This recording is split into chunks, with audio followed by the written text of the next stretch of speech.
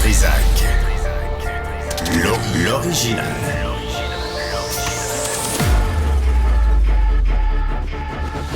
Du Trisac. Votre plaisir coupable. Ah, bonjour tout le monde. Bon lundi, on est le 10 novembre. 10 novembre, Nice. Ah, boy, ça commence mal. Ça, c'est un lundi. Ah, OK. Bonjour tout le monde. Bienvenue à l'émission. On est lundi, le 10 mars 2025. Réussi! Bonjour. Ça cramouille, ça part mal. Oh, j'étais à côté de mes shorts déjà, puis on a commencé la semaine. En passant, là, ta question sur l'état des routes. Oui. Tu te souviens que je l'ai posée à Mme Guilbeault, Oui. la ministre des Transports, le grand mystère routier du Québec? Pas de réponse. Non, je sais. On sait pas. C'est parce qu'on travaille en cabochon. Mystère est le bon mot. Ouais, puis il y a des crosseurs qui s'en mettent dans les poches puis ils ne mettent pas sa route. Ah, c'est bon. Peut-être. On l'a pas eu. De l'Ontario au Québec, du New England au Québec, là, tu traverses la frontière. Puis là, t'es rendu. Oui. Là, t'es rendu au Québec. OK, je me retrouve. Ouais. Ah ouais, Là, tes suspensants, ils comprennent plus ce qui se passe. Bon, David Proulx sera avec nous, expert en intelligence artificielle, fondateur de Bullseye AI, parce que là, il y a le Portal Combat. Écoute, on nous manipule là, avec l'intelligence artificielle. Puis Sybelle a pensé à sortir l'extrait de Yoshua Bengio quand il était venu au Franc-Tireur en 2017, qui me disait en entrevue, arrêtez de capoter. Arrêtez de vous en faire. C'est niaiseux. L'intelligence artificielle apprend pas par elle-même. Arrêtez. Et là, comme 4-5 ans plus tard, il a fait « Whoop! Boy! Arrête! » Il a changé de Ah oui, discours. complètement, là, ouais. complètement. Alors, il s'est passé quelque chose, mais on va revenir là-dessus parce que c'est de la désinformation, mais vraiment top-notch, comme on dit. Alors, on va essayer de se prémunir de ça, de le décoder, de le voir venir, puis de pas avaler des couleuvres. Tu sais, par exemple, la Russie fait circuler le fait, puis moi, je suis pas équipé pour vérifier, le fait que Zelensky, de l'Ukraine, s'enrichit personnellement avec l'aide qui est censée aller à l'effort de guerre contre la Russie. Mais là, on dit que c'est pas vrai. On dit que c'est l'intelligence artificielle qui envoie de la désinformation, puis c'est distribué à travers le monde. On va revenir là-dessus. Le ministre de l'Immigration, de la Francisation, de l'Intégration, Jean-François Roberge, va être avec nous à 12h10 sur la loi 21. Puis on a créé un comité. Pour faire quoi au juste? Pour l'appliquer? Pour tordre des bras? Pour donner des amendes? Je ne sais pas. On va avoir les détails à 12h10, ici même en studio. Aussi, j'ai lu le Toronto Sun. T'sais, moi, je suis abonné à Press Reader. J'ai tous les journaux sur la planète, n'importe où. Là. C'est fantastique comme système. Et dans le Toronto Sun, il y a une chronique sur Mark Carney. Puis, bon, on sait, il a été intronisé, il n'a pas été élu, il a été voté par les membres du Parti libéral à 86%. Il est le premier ministre du Canada. Justin s'en va, lui, il va prendre la relève. Jamais été élu, jamais fait de campagne électorale, toujours été en coulisses, conseiller, consultant, conseil d'administration, banquier phénoménal, paraît-il. Écoute, lis la presse aujourd'hui, là, le George Clooney de la finance. Pas rien, hein? George Clooney. Plus Jerry Lewis, la finance, tant qu'à moi, mais on verra ça. Mais Renaud Brassard est vice-président de communication à l'Institut économique de Montréal. Monsieur Brassard, bonjour. Bonjour. Bonjour, vous avez, c'est ça, écrit un papier dans le Toronto Sun. Avez-vous lu le papier dans la presse aujourd'hui? Ben oui, écoutez, j'ai lu pas mal de couvertures assez favorables par rapport à Mark Carney, Ouais. notamment dans la presse où, comme vous dites, c'est un peu l'équivalent en finance de l'invention du pain tranché. À peu près. Moi, j'ai vraiment plus l'impression que c'est un exercice de marketing qui a été fait par Mark Carney. Parce que Mais- quand on voit les propositions politiques qui amènent l'idée de Ouais. faire des déficits pour faire croître l'économie, puis d'équilibrer le budget en 3 ans, je veux dire, je suis assez vieux pour savoir que c'est la même affaire que les libéraux nous ont promis il y a 10 ans. Je regarde les résultats, puis les résultats sont pas là.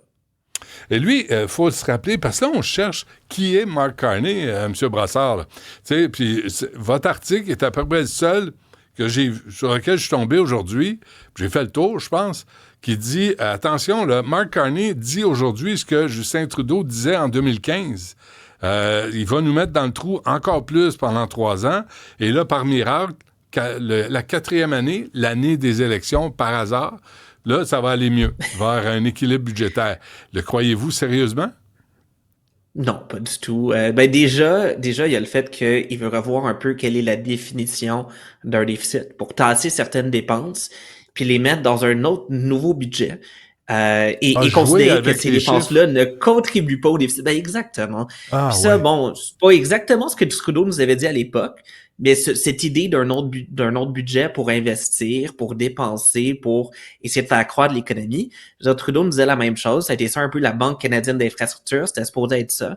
C'est des projets dans lesquels le gouvernement fédéral allait mettre des milliards de dollars, puis ça allait créer soudainement de la croissance économique, puis tous les Canadiens seraient mieux, tout le monde serait plus riche. Quand on regarde après 10 ans de tout ça, ben la dette a doublé. Fait que les dépenses ont eu lieu. Les paiements d'intérêt sur la dette aussi ont plus que doublé. Oui, mais en termes de croissance... Vous dites combien dans votre article? Oui. Dites-le, M. Brassard. La dette est passée d'un peu moins de 700 milliards à plus de 1400 milliards de dollars. Donc, c'est quand même énormément d'argent. C'est des dizaines de milliers de dollars par Canadien. Puis en termes de paiement d'intérêt... Ouais. Les paiements d'intérêt, c'est ça, on est passé de près 26 à quelque chose comme 54 milliards pour le budget qui est à venir, donc pour l'année qui commence le 1er avril puis qui se finit le 31 mars. Par année. Par année. C'est plus qu'1 milliard par semaine qu'on paie en intérêt au Canada. 1 milliard et plus par semaine. Ben effectivement, puis en fait, c'est une bonne façon de le voir, c'est que c'est à peu près autant d'argent qu'on paye en paiement d'intérêt que ce qu'on paye en TPS à chaque année. Fait que si les gens se demandent qu'est-ce que ça coûte la dette du Canada, là, regardez sur vos factures, regardez c'est quoi le montant qui est chargé en TPS, additionnez-le à la fin de l'année. Puis ça, c'est ce que vous avez payé uniquement en frais d'intérêt sur la dette, donc pas en nouveaux services, pas en remboursement de la dette, vraiment juste pour couvrir des frais d'intérêt. Bon, alors, la rockstar de la Banque centrale d'Angleterre et le George Clooney de la finance, ça, moi, je suis tombé en bas de mes shorts là, quand j'ai lu ça dans la presse. C'est une infopub financée par les amis de Desmarais avec encore la gang de libéraux à Ottawa qui remontent dans les sondages parce que les gens croient en Mark Carney. Vous, M. Brassard, croyez-vous que c'est notre sauveur? Je pense pas que c'est notre sauveur, mais je dois vous avouer, en tant qu'employé d'un think tank, ce qui me préoccupe, c'est pas la couleur de cravate de la personne qui est premier ministre. Ce qui me préoccupe, c'est les politiques publiques. Puis ce que je vois, c'est qu'à date, Mark Carney nous propose exactement la même chose que Justin Trudeau, mais dit différemment. Ces 3 déficits-là, cette question d'investir et de dépenser pour faire croître l'économie, c'est exactement le même discours. Puis on a vu le résultat. Je veux dire, le résultat, ça a été que en 10 ans, on s'est enrichi d'à peu près 2,5%. Je veux dire, quand la dette a doublé, puis que tout ce qu'on a à montrer, c'est 2,5% d'enrichissement, je pense que c'est pas vraiment une approche qui fonctionne. Si on veut des approches qui fonctionnent, c'est peut-être moins d'Ottawa dont on a besoin, donc moins de ces grandes dépenses, grandes réglementations, mais plutôt de voir qu'est-ce qu'on peut faire pour permettre au potentiel de l'économie de ce qu'elle est et permettre d'attirer de l'investissement privé au lieu d'essayer de le remplacer par des dépenses publiques. Oui, mais vous êtes l'Institut économique de Montréal, M. Brassard, vous êtes à droite, là, vous êtes des réactionnaires, vous êtes des conservateurs, vous haïssez tout des politiques libérales de Justin Trudeau et maintenant de Mark Carney. Ben, écoutez, moi je pense que il y a des points sur lesquels on rejoint M. Trudeau, notamment sur l'importance de lutter contre les tarifs douaniers qui viennent des États-Unis. Il y a des points sur lesquels on rejoint M. Trudeau sur l'importance de développer nos ressources, quoique c'est plus récent à ce niveau-là. Mais pour nous, vraiment, ce qui nous intéresse, c'est quelles sont les politiques publiques qui sont adoptées. Et effectivement, si on s'oppose à beaucoup des politiques de Justin Trudeau, c'est pas parce qu'elles viennent de Justin Trudeau ou maintenant de Mark Carney, c'est plutôt parce qu'on regarde qu'est-ce que la science économique dit, on regarde qu'est-ce que la littérature économique dit, puis on voit que ce n'est pas des politiques qui fonctionnent bien.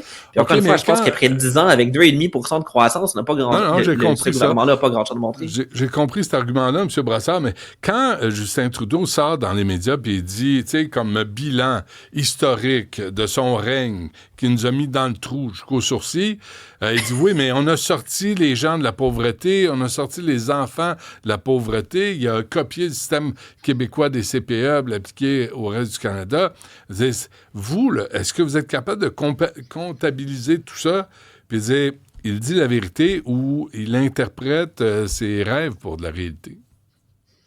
Bien souvent, en fait, c'est qu'il va dire une partie de la vérité, puis il va dire la partie de la vérité qui l'arrange. Il va pointer vers certains chiffres où il peut dire que ça, c'est quelque chose qu'il a réussi.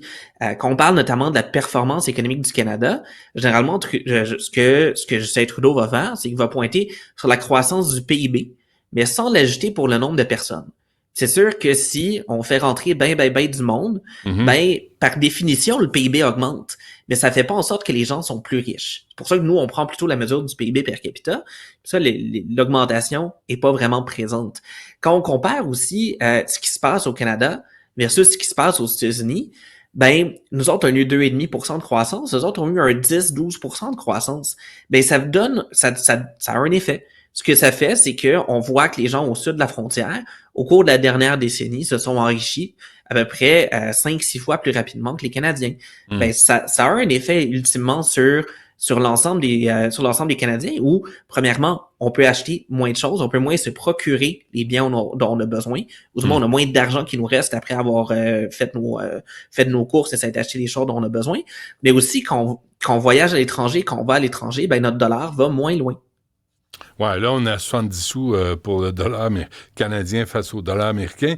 Quand vous lisez, parce que là, revenons à Mark Carney, parce que vraiment, il reste un mystère, là.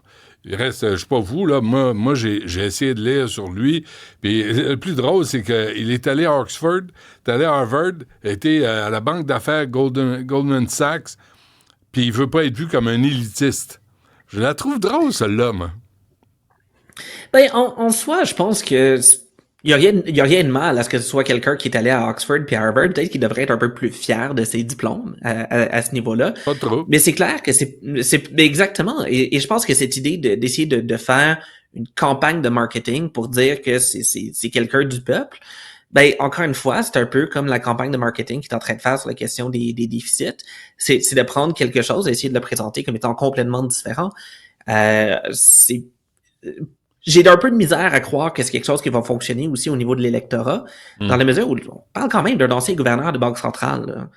Si on regarde des gens comme Tiff Macklem aujourd'hui, qui est le nouveau gouverneur de la Banque centrale, c'est pas nécessairement des gens où on se dit, écoute, j'ai une chance de le croiser dans un bar le soir quand je regarde un game de hockey. Là. Ouais, non, je veux pas le croiser. En même temps, l'option, l'offre qui va être offerte, l'offre qui va être faite aux Canadiens bientôt, c'est Mark Carney, le banquier, Oxford, Harvard, les amis bien placés, ou Pierre Poilievre, qui n'a rien accompli dans la vie, qui est un politicien de carrière, qui propose rien à part critiquer Justin Trudeau, Axe the Tax puis Just Inflation, avec des slogans totalement vides, qui donnent à peu près pas d'entrevue non plus. C'est pas drôle pour l'avenir du Canada. Non?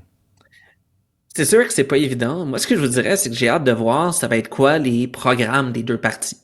Parce que comme vous le mentionnez, on n'a pas grand-chose de la part de Mark Carney. On n'a pas encore grand-chose non plus de la part de Pierre Poilievre. Je pense que dès l'instant où on va avoir des programmes, là, on va pouvoir comparer quel est leur plan pour les 4 prochaines années pour le Canada. Ouais. Puis à partir de ça, on va pouvoir se faire une idée. Parce qu'à date, effectivement, je veux dire, Mark Carney, autre que le fait que ce n'est pas Justin Trudeau, autre que le fait qu'il peut faire quelques déficits pour faire croître l'économie, il n'y a pas grand-chose qui a été annoncé encore. Puis il faut voir, c'est la même équipe libérale qui est quand même derrière lui. Ça va être intéressant de voir justement qu'est-ce qui va se passer, qu'est-ce qu'ils vont promettre, puis est-ce que ça va être une continuité du Justin Trudeau ou est-ce qu'il va réellement y avoir une cassure puis maintenant des nouvelles politiques publiques? Non, mais attendez, là, comment voulez-vous qu'il y ait une cassure quand cet homme-là le conseille depuis 5 ans, depuis 2020? Mark Carney conseille Justin Trudeau depuis la pandémie. Puis, tu sais, on a vu ce que ça a donné. Ça n'a pas été un succès. Alors, il n'y a personne qui retient ça. On dirait que... on n'arrive pas à l'associer à des faits, à des données, à des chiffres, puis voir ce que ça va donner s'il devient premier ministre du Canada. Je suis d'accord avec vous là-dessus, mais si on regarde du point de vue de la campagne à date, beaucoup de candidats libéraux se sont précipités pour dire que certaines des idées phares des libéraux étaient finalement des mauvaises idées qu'il faut annuler. Ouais. On l'a vu avec la taxe sur le carbone où Ouais. tous les candidats se sont dépêchés à dire qu'ils soutenaient pas ça.